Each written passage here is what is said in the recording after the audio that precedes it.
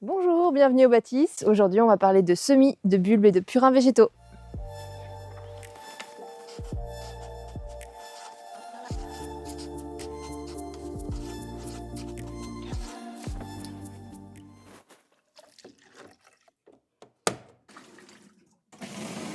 Faut pas en mettre trop.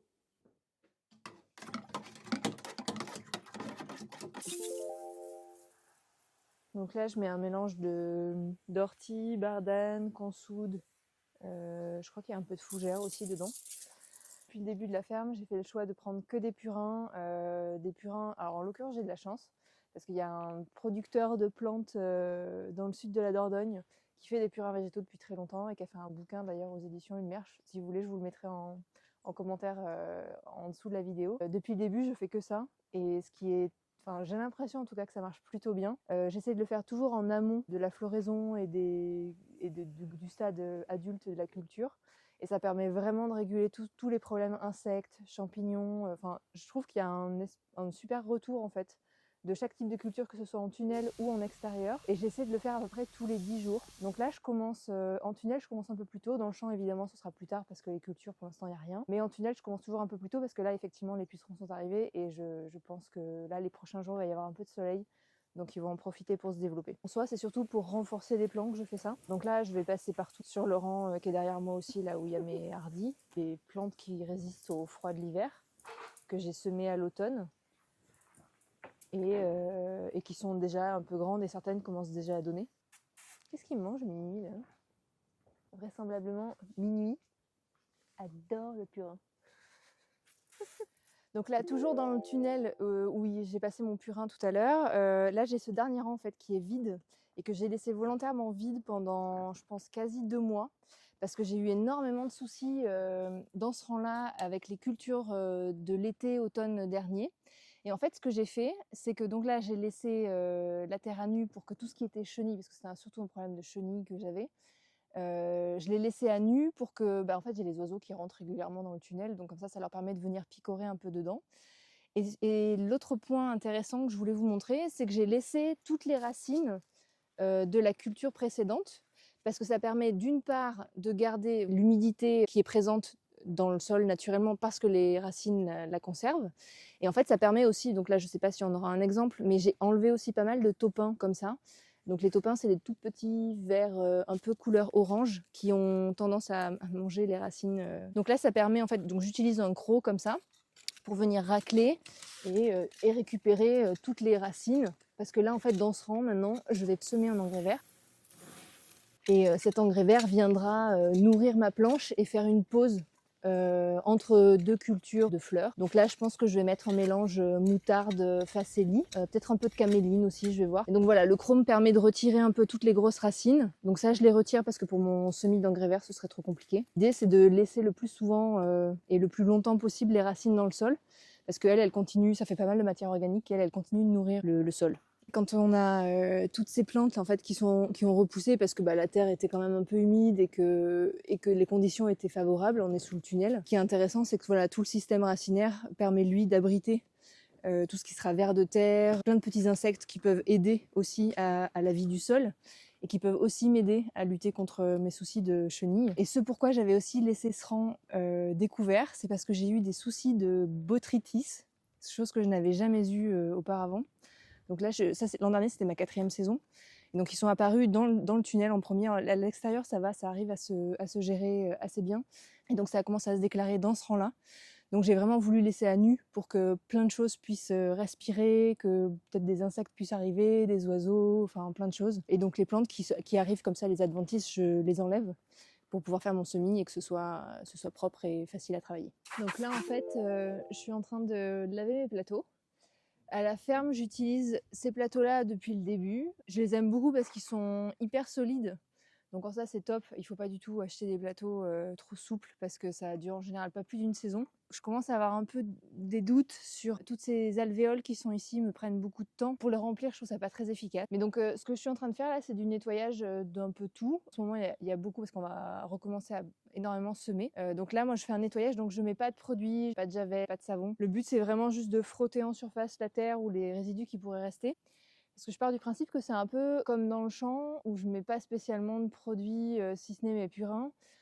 J'estime que si mes plantes n'ont pas été malades et si mes cultures sont OK, bah, en fait, s'il y a encore des petites bactéries ou des choses qui restent, c'est sain, ça fait partie de l'écosystème de la ferme. Donc je le lave, je le brosse en surface, mais je fais pas plus que ça. Bah, j'ai différents types de plateaux.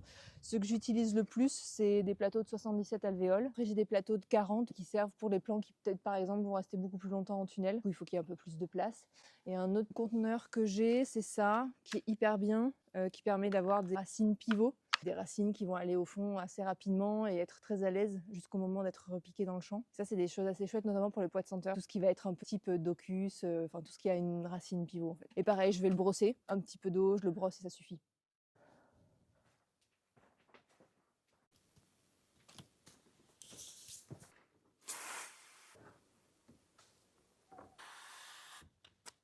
Ouais, ce pommeau là, c'est vraiment pas terrible. En plus, il fuit. On va masquer la marque. Mais avant, j'avais une lance avec un long tube métal et c'était pas mal. Sauf qu'en fait, il a pas tenu au gel et je cherche encore un pommeau correct avec sur lance. Donc, si vous avez des conseils à me donner, je suis preneuse. Ce que je voulais vous montrer là, c'est en gros. Donc on a vu tout à l'heure, j'avais différents types de plateaux. Donc j'ai des plateaux de 40, 77 et 104. Les plateaux de 104, j'ai tendance à plus trop les utiliser parce que je trouve que beaucoup de choses vont dans les 77. En revanche, un truc qui est assez chouette, c'est avec les barquettes. Donc ça, c'est des terrines, c'est un plastique dur aussi. Là, en l'occurrence, ce sont des pavots. Tendance à beaucoup mieux germer quand ils sont juste dispersés à la surface d'un terreau. Elle n'est pas enfouie du tout. Parce qu'en général, plus la graine est petite, plus elle a besoin de rester en surface. Donc là, j'ai juste dispersé différentes variétés de pavots. Et là, ça commence à germer, donc c'est ça que je vais faire en fait. Là, je vais aller repiquer dans mon plateau que j'ai nettoyé tout à l'heure. Et ça, je sais que c'est un sujet aussi pour certains d'entre vous, la Molucelle lisse. Moi, ça marche assez bien. Donc moi, mes graines sont stockées au frigo sur 5 degrés et dans lequel je stocke toutes mes graines parce que j'ai eu pas mal de problématiques dans les années passées sur des problèmes de germination. Et pour m'assurer une espèce de régularité et d'homogénéité de la levée de mes graines, je trouve qu'avec un frigo, ça marche beaucoup mieux. Donc je la mets en surface quasiment du terreau. En terrine, ça marche beaucoup mieux qu'en plateau. Et vous mettez juste un tout petit peu de terreau en surface. Et en fait, ça marche assez bien. Là, ça a commencé à lever hier et je pense que ça va être assez régulier maintenant. Donc on va voir dans les 2-3 prochains jours. Et pareil, je vais la repiquer en plateau après. Et un des autres avantages des terrines, donc en fait, c'était des graines dont je pensais qu'ils n'étaient plus viables. En l'occurrence, elles l'étaient quand même. Ça permet d'avoir des plateaux assez homogènes. C'est-à-dire que quand on remplit notre plateau, on sait que tout a déjà germé et que ça va être que le plateau n'est pas perdu entre guillemets. Chose que je voulais vous remontrer aussi, que j'ai montré sur Instagram et que j'ai eu beaucoup de questions. C'est le fait que certains plants soient un peu jaunes. Donc là, ils ont eu le froid. Ils ont eu le froid et même le gel pendant la nuit dans ma pépinière. Et donc les feuilles jaunes indiquent que les fleurs seront doubles. Quand les plants typiquement entièrement verts, comme celui-ci, ça ce sera des fleurs simples. Donc en général, sur un sachet de graines, on va dire, il est assez fréquent d'avoir à peu près une proportion de 50-50, voire 60-40 de fleurs, donc d'avoir majoritairement malheureusement des fleurs simples. Après moi je pars du principe que je fais pas vraiment de sélection et que toutes les fleurs sont belles et qu'après c'est juste une manière de les travailler qui fait que c'est chouette. Mais je sais que certains peuvent être intéressés de savoir quelles sont les fleurs doubles et les fleurs simples, parce que les fleurs simples sont moins valorisées en boutique en tout cas de fleuristes que les fleurs doubles. Et sinon, dans les projets hyper excitants, il y a celui-ci, donc qui n'est pas grand-chose, c'est juste un petit pot comme ça. Ce sont des semis d'iris. Ce sont des Pacific Coast, donc c'est pas ceux qu'on a l'habitude de voir. Donc Pacific Coast, ça veut dire que c'est des iris au départ américains de la côte pacifique. Là pour le coup, c'est des graines que j'ai achetées parce que j'avais pas d'iris au départ pour les prélever. J'avais jamais fait de semis d'iris sur toutes ceux-là. Et là, ça a super bien marché puisque les 8 graines ont germé sur les 8. Donc là, le petit dernier, je sais pas si on va bien le voir à la caméra, il est arrivé, il est là. Là tout petit, il y a 2 petites pointes. Et sinon, les 7 autres sont là. Donc, comme c'est des semis, il va falloir attendre, je pense, 2 ou 3 ans avant d'avoir les premières fleurs. Donc, clairement, c'est un jeu de patience. Hein. Mais ce qui est intéressant, c'est que ça va être des variétés qu'on ne connaît pas, puisque, étant issu de semis, chaque variété est nouvelle. Donc, voilà. Donc, j'ai hâte de pouvoir les repiquer séparément et ensuite d'aller les mettre dans le champ. Et on verra si si le climat périgourdin leur plaît. Ça, c'est mon coin d'Ellébord, donc on est dans le sous-bois.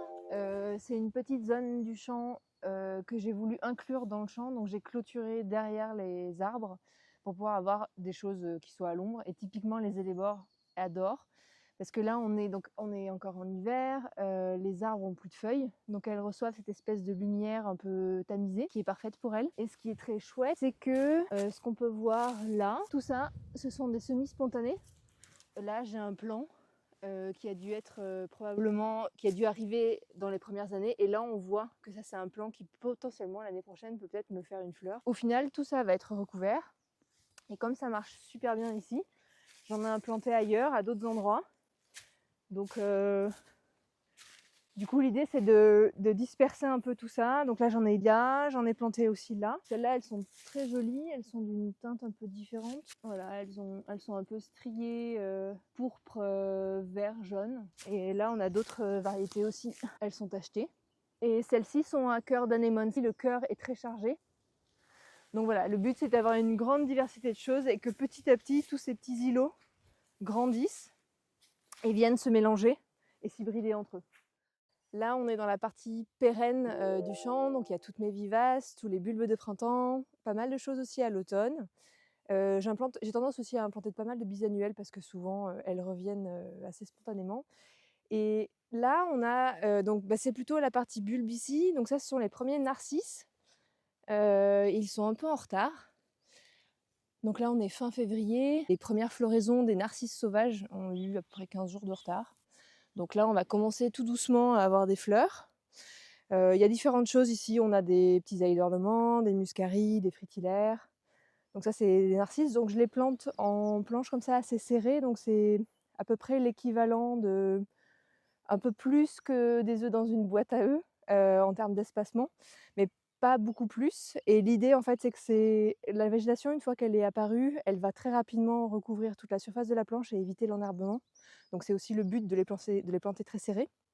Et donc on va aller au rang d'après. Ce qui est intéressant à voir dans ces deux rangs-ci, ce sont les toutes premières planches que j'ai fait à l'automne 2020. Donc les narcisses maintenant ont 4 années dans le sol. Je ne les ai pas sortis, je ne les ai pas divisés et je pense que je vais devoir le faire l'hiver prochain. C'est un gros travail, mais en fait on voit très bien que, alors que ce sont les plus anciens, le stade de floraison est beaucoup plus tardif que ceux qu'on vient de voir à l'instant, alors que ceux-ci sont censés être très précoces. Ce sont des variétés assez classiques. Et là, on est juste au stade de bouton. Donc on voit bien en fait que les plants ont du mal à refleurir et c'est beaucoup moins dense que ça a pu l'être. Donc cet automne, il faudra que je sorte l'intégralité de ma planche pour diviser les bulbes et les replanter. Et un autre type de plantation très serrée, mais qui par contre est géré en annuel, donc ne reste qu'une seule saison en terre, ce sont les tulipes, qu'on va planter aussi de façon très très rapprochée, pour aussi avoir ce phénomène de canopée de feuillage et pas de mauvaises herbes, et facilité de cueillette. Donc la différence avec les tulipes qui pourraient rester en terre et probablement refleurir pour certaines les années suivantes, c'est que quand on les cultive pour la fleur coupée, on s'en sert en annuel, c'est-à-dire que quand on enlève la fleur, on enlève le bulbe avec. Et en fait, le fait d'enlever le bulbe fait que ça devient une annuelle. Les techniques pour essayer de les conserver d'une année sur l'autre, moi je les ai expérimentées, c'était assez compliqué. Les planches étaient très clairsemées. Et au bout de 2 ans, j'ai arrêté parce que les fleurs n'étaient pas assez présentes et ça faisait des planches qui étaient trop, où il n'y avait pas assez de choses à exploiter. Et donc, comme les narcisses, on peut voir qu'il y a différents stades d'avancée du feuillage. Et en fait, c'est le même principe. On a des tardifs, des intermédiaires et des précoces.